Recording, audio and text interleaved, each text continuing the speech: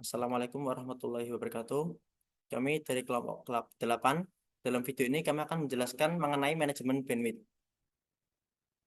Sebelumnya perkenalkan, saya Danuri Anggoro NIM C2C023079. Di sini saya akan menjelaskan tentang pengertiannya terlebih dahulu. Jadi, bandwidth itu adalah maksimal maksimal besaran transfer yang bisa dilakukan pengguna dalam satu waktu tertentu. Sedangkan manajemen bandwidth adalah pengaturan jumlah data pada jaringan dengan menentukan alokasi perangkat yang menggunakannya dalam jumlah besar. Untuk gampangnya itu seperti ini ya. Misalkan ada sebuah selang gitu yang mengeluarkan air, itu kecepatannya sama. Nah, bandwidth itu sendiri dapat digambarkan itu sebagai ukuran selangnya itu. Jadi semakin besar selangnya, maka jumlah air yang keluar dalam satuan detiknya itu lebih besar dibandingkan selang yang memiliki ukuran lebih kecil. Kemudian untuk cara kerjanya sendiri itu misalkan seperti ini. Lab A membutuhkan akses internet untuk melakukan pencarian artikel, sedangkan Lab B memakai data jaringan untuk live streaming. Dalam hal ini, tentu Lab B lebih diprioritaskan karena membutuhkan bandwidth yang lebih besar. Jadi, untuk manajemen bandwidth sendiri itu juga berpengaruh di pekerjaan juga. Misalnya kalau di Lab A itu dia kan membutuhkan untuk pencarian artikel. Tentu data yang dibutuhkan itu lebih sedikit jika dibandingkan dengan Lab B yang digunakan untuk live streaming. Dalam hal ini, jika ada manajemen bandwidth, kita bisa mengatur berapa banyak data yang dikeluarkan untuk artikel maupun untuk live streaming. Nah, dengan adanya manajemen bandwidth sendiri ini kan tentunya nanti bisa lebih adil dalam pembagian kecepatan jaringannya itu sendiri. Halo, perkenalkan nama saya Firman Hidayat dari kelas C dengan NIM C2C023085. Kali ini saya akan menjelaskan fungsi dari manajemen bandwidth. Bandwidth ialah ia adalah sistem yang memastikan setiap atau jaringan yang berjalan secara efisien supaya berjalan efisien dan merata. Di mana semua pengguna yang ada dalam suatu jaringan tersebut mendapatkan sumber daya akses yang sama. Selain itu, ada beberapa fungsi dari bandwidth manajemen bandwidth seperti melakukan pembatasan bandwidth. Kenapa sih memerlukan pembatasan bandwidth? Tentunya dalam bandwidth itu kan ada namanya pita.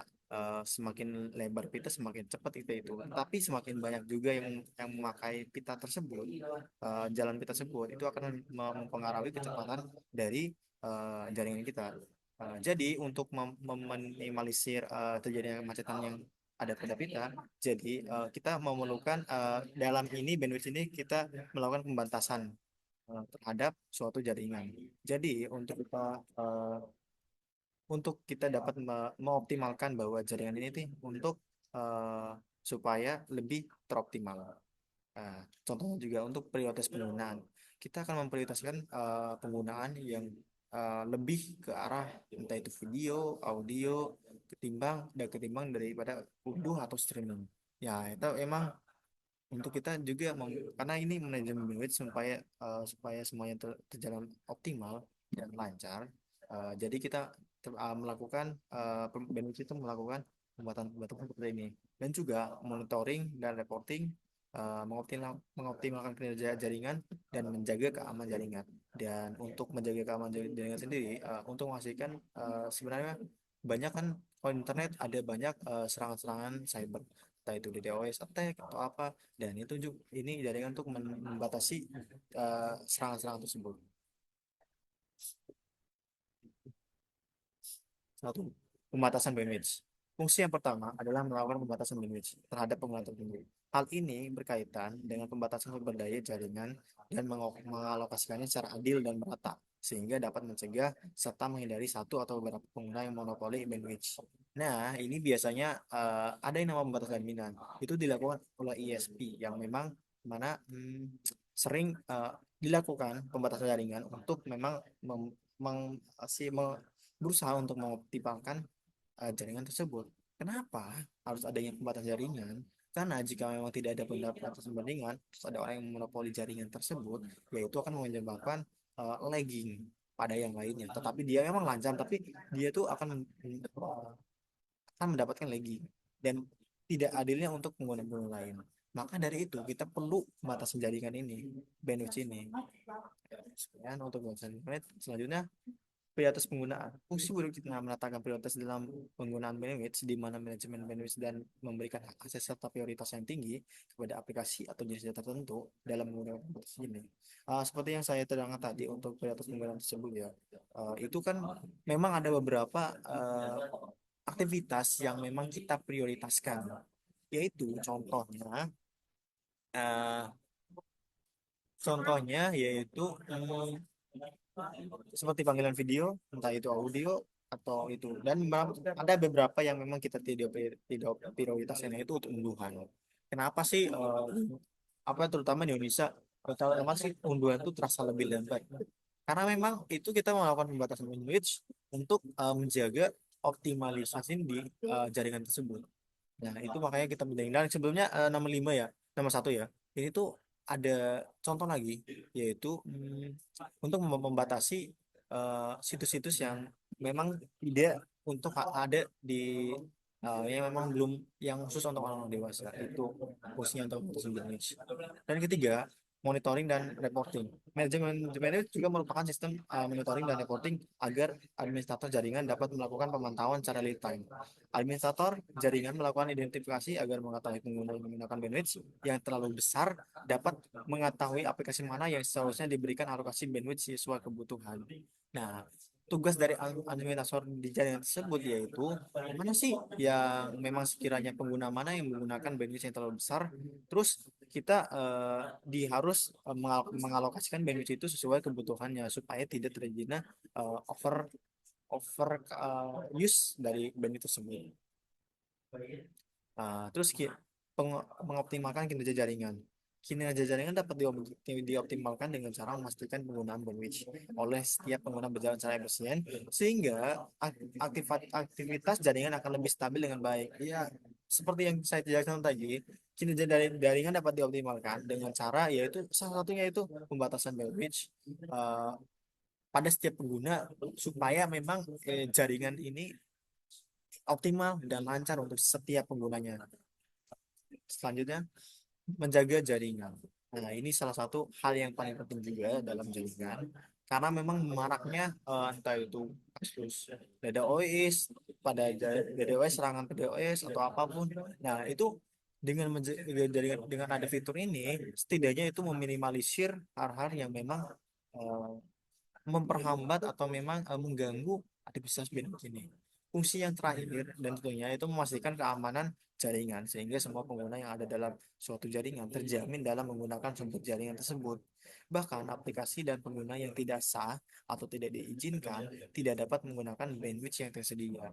Ya, ini mungkin salah satunya seperti video tadi, karena emang untuk menjaga jaringan kita ada yang namanya region lock ya dalam suatu, entah itu YouTube, entah itu Chrome, karena memang region lock itu untuk kita membatasi ini situs untuk hanya orang Indonesia. Berarti orang luar tuh tidak bisa masih melihat situs kita, karena memang itu untuk menjaga setidaknya keamanan jaringan. Karena memang jika orang-orang luar juga itu akan mengganggu kestabilan jaringan tersebut. Nah, seperti itu. Terima kasih. Selanjutnya, saya Ufani Sriwahyuni akan menjelaskan penggunaan alat manajemen bandwidth. Ba- Bahwa memiliki alat dan software yang dapat diimplementasikan sebagai berikut. Yang pertama yaitu router. Fungsi utama router adalah membuat routing lintas bandwidth untuk kepada tujuan masing-masing. Anda masih bisa memakainya untuk mengimplementasikan kontrol bandwidth untuk menganalisa lalu lintas. Yang kedua yaitu pembatas bandwidth. Pembatas bandwidth memantau lalu lintas dengan membatasi bandwidth berdasarkan perangkat yang sudah ditetapkan. Berbeda dengan router, alat ini dirancang khusus untuk mengendalikan bandwidth.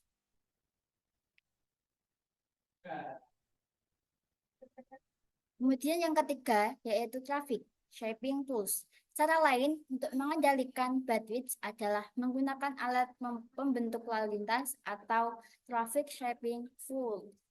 Fungsi alat ini menunjang jenis lalu lintas jaringan tertentu untuk perangkat maupun aplikasi yang lebih penting. Nah, selanjutnya saya Exaloka Junanta di sini akan menjelaskan tentang metode manajemen bandwidth.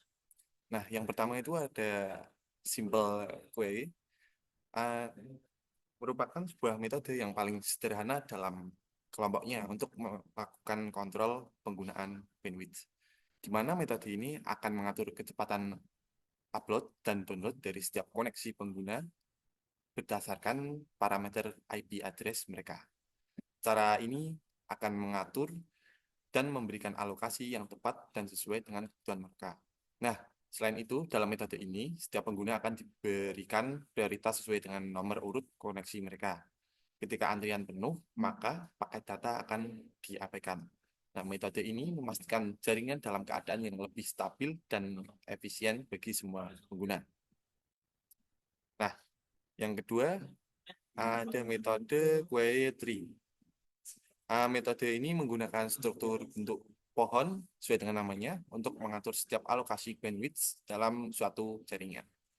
Setiap simpul susunan jaringan diberikan alokasi penggunaan jaringan yang berbeda. Hal ini dilakukan agar penggunaan bandwidth dalam suatu jaringan berdasarkan dengan kebutuhan yang diperlukan oleh pengguna atau aplikasi tertentu yang sudah ditentukan.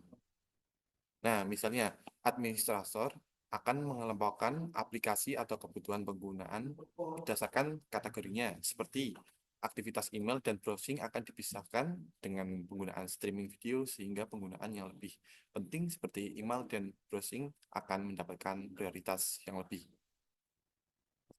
Nah, yang ketiga yaitu adalah set up to.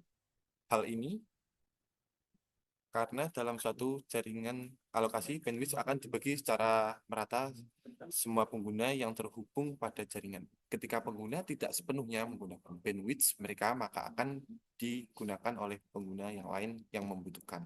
Nah, misalnya ada dua pengguna dalam suatu jaringan dengan alokasi bandwidth 10 Mbps dan masing-masing diberikan 5 Mbps. Tetapi pengguna pertama hanya menggunakan 4 Mbps saja, maka pengguna kedua akan menggunakan sisa bandwidth yang tersedia sehingga totalnya yaitu adalah 6 Mbps.